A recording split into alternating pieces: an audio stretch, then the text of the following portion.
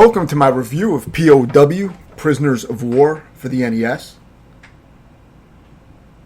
And this was a real memorable game for me that I owned when I was young.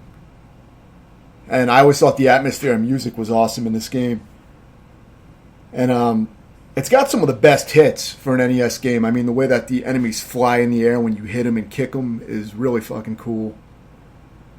And one thing that was really unique about this game is that, you know, there's all these little buildings and shit that you can go into to get power-ups. But it's, it's kind of a risk-reward type of mechanic because a lot of times I would avoid going in those optional areas because the enemies inside can be some of the hardest enemies in the stages. So it's not always worth going in there. You may take more damage than it's worth. So, you know, when you practice the game, you want to kind of decide which ones are worth going in and which ones to avoid. But you usually get a really powerful weapon. If you do manage to, to beat the enemies inside these little huts, then you'll get usually some good shit. So each one, it has a fixed item that you get from what I remember. So eventually you'll memorize what items are in which buildings. And you'll know, which things that you actually want to get, just to beat the stage.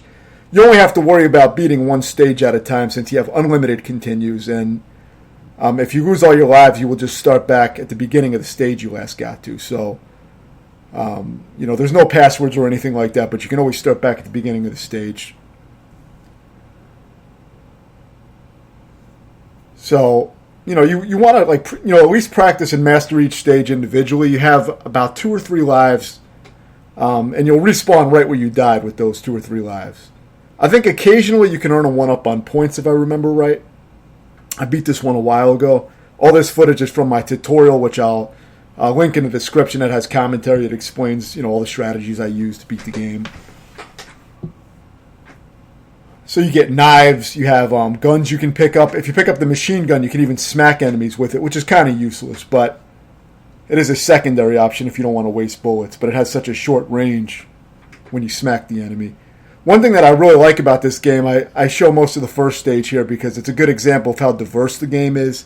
As you're walking through, you got enemies throwing hand grenades, you got buildings that you pass through. Sometimes you're climbing up a ladder to go to a higher area. The game just has an awesome presentation, just like arcade games had back then, because this is based off of the arcade game of P.O.W.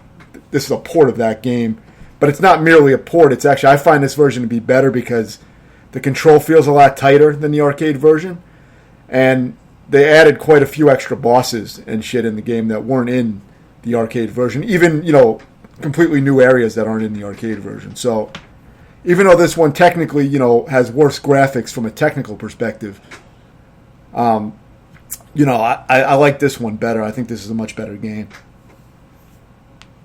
I do also have a playthrough of the arcade version up on the channel.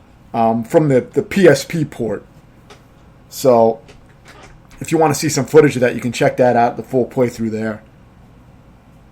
This is a cool boss. I remember I really like this shit where you fight the helicopter. You got to throw the hand grenades back at the helicopter. And the arcade version had nothing like this. In the arcade version, you merely just dodge some grenades that enemies throw from the helicopter. You just dodge for a little while, fight some enemies, and then the helicopter just leaves. This was much cooler because you could actually see damage on the helicopter as you destroy it. Which for an NES game, you never saw that kind of shit in an NES game back then. I thought that was really fucking cool. And I mean, a big part of this game for me was just the whole presentation and the excitement of all the different new areas and things going on as you're moving through the stages. I mean, it doesn't seem like much now, but at the time, a lot of NES games did recycle a lot of shit, you know what I mean? As far as there wasn't like dynamic, type of events, like exciting events happening in the middle of the levels. And, there's always something going on. I mean, you got that tank exploding, One huge limitation of the game is that you rarely ever have mixed enemy types in a single encounter. So most of the time, you're fighting the same clone of whatever enemies appear. And it's usually up to maybe 3 different enemies at a time. And it's usually the same enemies. Now, sometimes you have obstacles and shit you have to dodge as enemies are coming out. So there's a little variety with that. But unfortunately, most of the time you are fighting clones of the same enemies, maybe in 3, at most. And you'll have some enemies throwing grenades and some extra stuff happening. But see, now these divers come down, which are annoying to deal with because you can only punch them. You don't have access to your jumping moves in the water. And you're just going to fight clones of a lot of the same guys. So there's a lot of repetition with that, and there's not a lot of variation in gameplay when it comes to that. The bosses are also very unclear how to damage some of them. Like this guy, if you don't know how to fight him, he just destroys all your lives every time you get to him. You know, if you can't practice with save and load states on the boss to learn what to do, it can be a real pain in the ass. It's really not clear. Now, in this case, I have the bulletproof vest, which helps greatly on this boss. I got that before getting to him because I knew what to expect, obviously. But if you're just getting to this guy and trying to fight him without the bulletproof vest, and even if you have the bulletproof vest, you know, it's not always clear how to hit him because he moves so fast. And for me, I found jump kicking is the easiest way to deal with him, but it's not something you'd really think to do. You know, it was the kind of boss that I would get to and train all my lives when I was young. I think I only saw later stages, maybe through a level select or something like that back then, but I do think that's a weakness of the game. I mean, I think the bosses should be reasonably logical on, you know, some kind of pattern or way to damage them. I mean, so I feel like the game can be kind of a little bullshitty with some of that. But that's one of the worst examples of that. I mean, most of the bosses aren't too bad. There's not a ton of bosses in the game, but most of them are you know, not too hard to figure out. But that guy was always a pain in the ass, and that's early in the game, so that guy can be irritating if you don't know what to do. But, you know, I explain it all in the tutorial, so that'll prepare you for, you know, dealing with that guy. I recommend using save and load states to practice any difficult segments in any of these old games on an emulator. It's just much more efficient practice, you know. I think this game may have taken me about 3 hours to beat when I went back to it.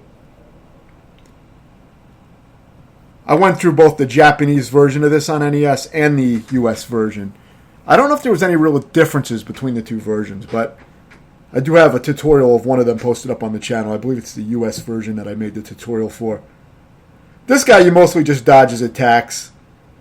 And, you know, you can just lock him into an endless combo once you get your first punch on him and just punch him to death. Which is, you know, in a way, it's not great boss design either, even though it's, you know, this one's overly easy. The other one was overly difficult because it's not clear what you have to do. I mean, it's not really too hard once you know what to do, but figuring it out's kind of tough. With save and load states, of course, you have a lot more time to fuck around. But when you get there and you're playing the game normally, you know, you're going to get frustrated because then you got to start the stage over, and you may not even hit that second boss the first time you get to him. He's very fast and sneaky, drops grenades and shoots constantly. If you don't have a bulletproof vest, it's, you know, a lot harder as well. So, not the best design. The gun is always great. It really takes out enemies, even the hard enemies, very easily. So if you have the gun, sometimes it's worth going in these buildings and getting the extra gear and the extra, you know, better weapons and things like that. Like the brass knuckle is really good to have when you're punching shit. It makes the punch as powerful as the kick, pretty much. The kick is the best melee attack to use, though, because it has the best reach. And there's almost never a reason to use the punch, except for very specific scenarios, like fighting that fat wrestler in the elevator. It locks him into a combo. But, you know, aside from that, you're mostly going to be using the kick. You have the same scenario here now. You have lasers shooting down as you're fighting some guys. You mainly just want to bust through this area. But you see it's all the same type of enemies aside from the guys in the background shooting at you. So there's not really any enemy variety where you fight different types of enemies at the same time. And there's only a few different enemy types, and they're all very similar to fight. None of them are really that different to deal with. So there's very little enemy variety, and you're going to be, you know, fighting a lot of the same enemies again and again for most of the game. So that's going to bring the game down overall. A big part of the game, you know, this game for me was the atmosphere, and the music really enhanced, and the different environments really enhanced the whole experience to me. You know, that was a big part of it for me. But I'm going to be rating it mostly on gameplay, since to me that's the main thing about a game is the gameplay. So this is another boss. This guy, too, you can get into an infinite loop pretty much, where he just keeps walking into your punch. So these are strategies I'm going to go into more detail about in the tutorial. So there's a lot of easy ways to exploit a lot of the bosses. They don't exactly have, you know, sophisticated AI or anything, but... And the patterns are very simple a lot of times. You can just lock them into shit. So, you know, the boss design could definitely be better. But, I mean, you know, you don't always need a super hard boss at the end of a difficult level. I mean, sometimes it's fun to just get to the next area. It's kind of typical of a lot of NES games, you know. So this is the final stage. I'm going to show this in full, including the final boss. So the final stage is pretty cool. It's pretty much a boss rush, but you're also fighting enemies at the same time. So you got to take out this tank as you're fighting bosses. I mean enemies, regular enemies. Now you have a few different looking enemies here, but I think they fight pretty similar.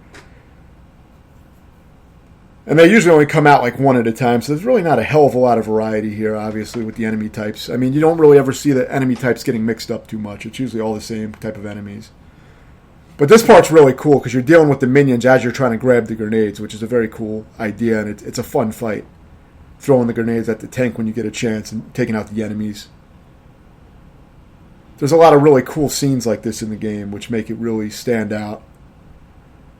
It was cool to see big bosses like this in an NES game, big sprites, the characters are big. It was just an impressive game, and just very cool. The presentation was great. Even though I couldn't get very far in this game, I really, really liked this fucking game a lot when I was young. And the presentation was always exciting to play through the levels again because of the way the levels, the way the levels looked at the time was really impressive with the variety of different areas. It felt like a little fucking, adventure going through the levels. It was very cool. Of course, I'm going to be reviewing the game more of how it stands up today and how the gameplay holds up. So even though I do like the game more than the number review I'm going to give it, I'm going to give it a fair review. So yeah, you just basically throw grenades at this thing for a while and just deal with the minions. It can be a little tricky.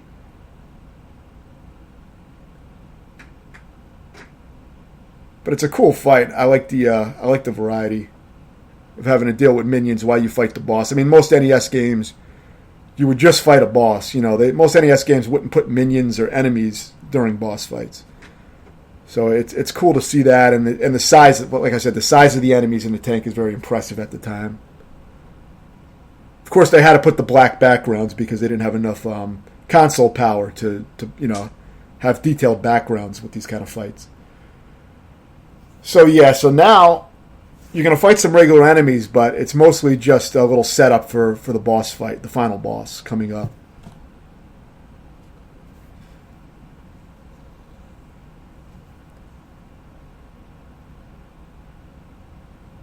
Unfortunately, the NES version isn't 2 players. I believe the arcade version is 2 players, but I don't believe the NES version is. But they just couldn't fit a shitload of sprites, in these old games. This game kind of pushes the graphics with the large characters. 2 players on this would have been awesome. I mean, it would have really elevated the game. I would have probably given it two ratings. One for playing it on 2-player and one for playing single player. But yeah, that's not the case, unfortunately. So now I guess you have to fight this guy again. This irritating second boss you have to fight again without the bulletproof vest. So I believe this is this makes it harder to deal with him. You actually have to dodge his spread shot and position yourself. Luckily, he doesn't take nearly as many hits as he originally did. So it's a short fight, but you can still lose a few lives on that if you don't know what's going on. So now's the final boss. The final boss, I think he can be a little tricky to hit because it's hard not to take hits yourself, obviously, but it doesn't seem like he does massive damage from what I'm seeing here. I haven't played in a while. Yeah, I guess the final boss... he comes back to life, that's right. He does. After you take him down, he actually gets back up. It's a little surprise. But I think after you go another round with these kicks to the stomach, I think he just fucking finally dies. It can be a little tricky, but I think it's a pretty easy final boss fight. The final level's a little challenging, though, because you got to beat all those bosses in a row. So it's a little challenging. The game overall is really not that difficult. It's a pretty moderate game with the unlimited continues. And none of the stages are that difficult if you use save and load states to practice parts that you're getting stuck on just to learn what you need to do. And, of course, using the tutorial. And then you get that fucking congratulation at the end. But, if you don't use my fucking tutorial to beat the game, then there is no congratulation message at the end of the game. So if you want to get that, it's exclusive to using my fucking tutorial to get through the game. So overall, I'm going to give the game a 7 out of 10. Gameplay-wise, I think that's about where it sits because there is a lot of repetition and not a lot of enemy variety. But I still think it's really cool how the stages play out and the mix of weapons is nice. And it's just a fun game to play overall, but it does drag on a little too much. For me, it's higher than a 7 because of the atmosphere, the music. I think it has one of the best soundtracks of an NES game. There's not a lot of tracks, really, but the music is great. But overall, I'm going to give it a 7 out of 10. Thanks for watching.